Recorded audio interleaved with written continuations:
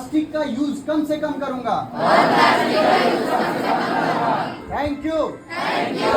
ठीक है। अरे हमारे साथ मनन सर भी यहाँ पे उपस्थित हैं। प्लीज आप बैठ जाइए।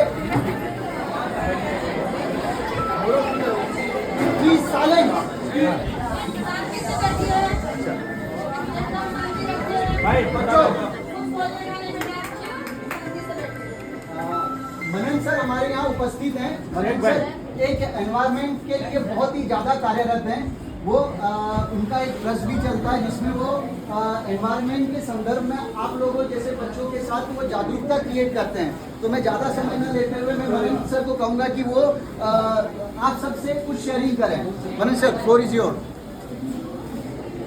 નમસ્કાર મિત્રો, સ્કૂલના મહાનુભાવોને મારા વંદે માતરમ, જય ભારત અને જય વૃક્ષ નારાયણ દેવ. વૃક્ષને નારાયણ કહેવામાં આવે છે. કેમ? હું કોઈ સ્પીચ આપવા નથી આવ્યો, પણ હું તમને તમારી સાથે પર્યાવરણનું કનેક્શન, એક બોન્ડિંગ બનાવવા માટે આવ્યો છું. હું બોન્ડિંગ માટે 4 ટોપિક રજૂ કરીશ. 7 થી 10 મિનિટનો ટાઈમ લઈશ. આમ તો મારી સ્પીચ 2 કલાકની છે, પણ તમે કંટાળી જશો. હું સ્પીચ આપવા નથી આવ્યો, તમે મારી સાથે કનેક્ટ થાઓ એ મુદ્દા લઈને હું આવ્યો છું. તો આપણે 15મી ઓગસ્ટ હમણાં ગઈ, હા કે ના? કેટલા દિવસ થયા? 8 દિવસ થયા. તો વંદે માતરમ ગીત પર હું વાત કરીશ. વંદે માતરમનું પર્યાવરણ સાથે શું કનેક્શન છે? તમને કદાચ એની કલ્પના નહીં હોય, પણ કલ્પના આજે કરવી પડશે. તો વંદે માતરમ ગીત કોને આવડે છે? હાથ ઊંચો કરે. તો કોઈ પણ 2 જણા ઊભા થઈ જાય પ્લીઝ. 2 જણા ઊભા થઈ જાય જેને આવડતું હોય સારી રીતે. આપણી દેશની ગરિમાની પ્રતિષ્ઠાનો પ્રશ્ન છે. વંદે માતરમ ગીત કોને આવડે છે? હું તમને પરેશાન નહીં કરું, બિલકુલ નહીં કરું. ગાવાનું નથી, કોઈ ચિંતા નથી, કોઈ ગભરાવાનો પ્રશ્ન નથી. તમે જાગૃત થાઓ, મારી સાથે જોડાઓ. મારો પ્રશ્ન ફક્ત એટલો જ છે. વંદે માતરમ ભાઈ બોયઝમાંથી please. Very good, good boy. સરસ સરસ. શું નામ બેટા તારું? નિશુ. તારું બેટા? ઓકે, સરસ. વંદે માતરમ નો મતલબ શું છે?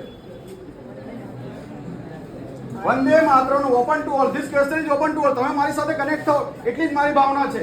હું કોઈ અહીંયા તમારી સાચા ખોટાનો પ્રશ્ન કરવા નથી આવ્યો. તમને નહીં આવડે તો હું કહી દઈશ. ધીસ ઇઝ નોટ એક ક્વિઝ કોમ્પિટિશન. ઓકે, ચલો. નથી આવડતું? વંદે માતરમ એટલે શું બેટા? નથી આવડતું બેટા તને? नहीं, भारतीय प्रतिष्ठा. वंदे એટલે શું? वो क्या कह रहे हैं सुन लीजिए। वंदे मातरम का मतलब क्या होता है? वंदे यानी क्या होता है? वो नमन करना, अपनी माता को नमन करना, है ना? વંદે એટલે વંદના, પ્રાર્થના, અરજ, પૂજા. માતરમ એટલે માતૃભૂમિ, ભારત માતા. તો હે ભારત માતા, હું તને વંદન કરું છું, તારી પૂજા કરું છું. શું કામ કરું છું? આપણે ભારત માતાની પૂજા શું કામ કરવી જોઈએ? તો એની જે ભાવના છે એ કવિ કોણે લખ્યું હતું? આ ચલો નેક્સ્ટ ક્વેશ્ચન. તમે મારી સાથે ઇન્વોલ્વ થાઓ. વંદે માતરમ કોણે લખ્યું હતું બેટા? Bankimchandra Chatterjee. Very good, good answer. Bankimchandra, આ આન્સર બહુ સરસ સાચો છે. તો આ જે લખવામાં આવ્યું હતું ઈસવીસન, તમને નહીં પૂછું, હું કહી દઈશ. 1875 1875 ઈસવીસનમાં આ લખવામાં આવ્યું હતું. તો તે ટાઈમે ભારત કેવું હતું એની કલ્પના અને જે હતું એની હકીકત વંદે માતરમને બંકિમચંદ્ર ચટર્જીએ લખી છે. તો એ ભારત 1875 માં જે હતું અને 2025 માં જે છે એ બે વચ્ચે જમીન આસમાનનો ફરક છે. હું એ જ ભારત માતાને તમારા આગળ રજૂ કરવા આવ્યો છું કે વંદે માતરમ શું છે. વંદે માતરમનો મતલબ કોઈને ખબર છે? એ ગીતનો એ રાષ્ટ્રગીત છે, તો બધાને ખબર છે ને? તો રાષ્ટ્રગાન કયું છે એની તમને ખબર હશે. તો આ રાષ્ટ્રગીતનો મતલબ શું છે? એ પર્યાવરણ સાથે કઈ રીતે કનેક્ટેડ છે એ આપણે જાણવું પડશે.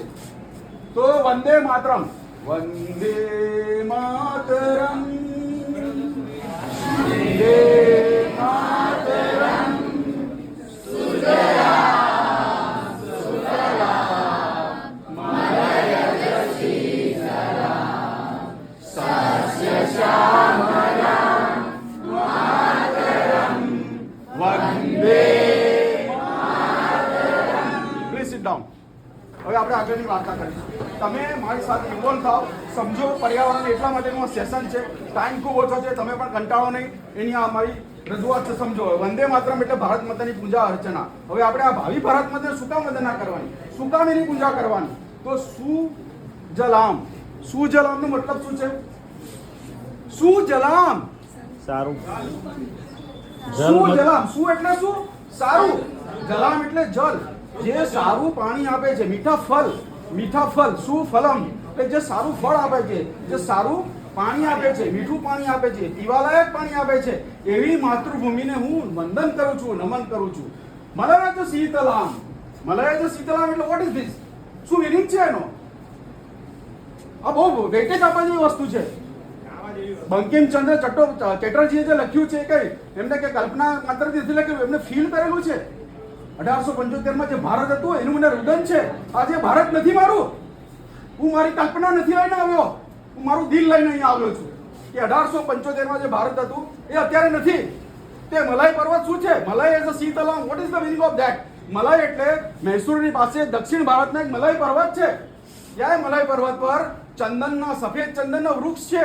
એ સફેદ ચંદનના વૃક્ષમાંથી શીતળ હવા જ્યારે ચંદનના વૃક્ષને સ્પર્શીને ભારતમાં એન્ટર કરે છે ત્યારે એક સુમધુર સુવાસ સાથે ભારત માતાનું પૂજન કરે છે. એવી મારી ભારત માતા હતી. અત્યારે મૈસૂર પાસે મલાઈ પર્વત પર ચંદનના ઝાડ જોવા માત્ર નથી. એ ક્યાં ગયા મારા ચંદનના ઝાડ? એ મારે તમને પૂછવું છે.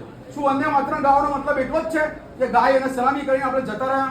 શું આપણી ફરજ નથી કે ભારત માતાને મલાઈ પર્વત પાસે ચંદનના વૃક્ષ આપીએ? શું નથી આપણી ફરજ? ફરજ છે ને. અમે શું કામ પ્રયત્ન કરે છે પર્યાવરણ માટે? ફક્ત ને ફક્ત મારું જનરેશન, મારા બાળકો, મારી આ વિદ્યાર્થીઓ સારું જીવન જીવી શકે. જો આજે મલાઈ પર્વત ચંદનના વૃક્ષ જ ના હોય તો વંદે માતરમ ગાવાનો કોઈ મતલબ છે? તો આપણે લાવવાના છે ચંદનના વૃક્ષ, સફેદ ચંદનના વૃક્ષ મલાઈ પર્વત પર જે છે. બરાબર છે.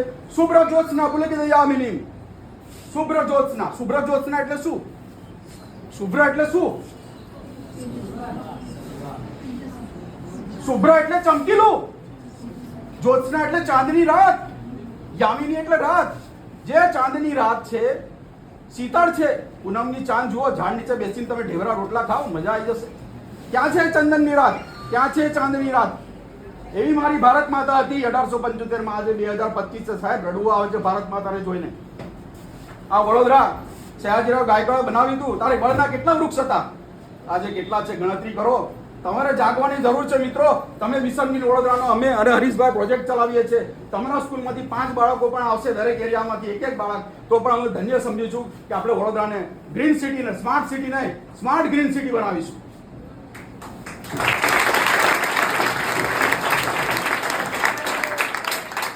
આ ટોપિક વંદે માતરમનો હું પૂરું કરું છું. આગળ ઘણું બધું કહેવાનું છે. કોઈક દિવસ ટાઈમ મળશે તો મને બોલાવજો, હું સરસ રીતે સમજાવીશ.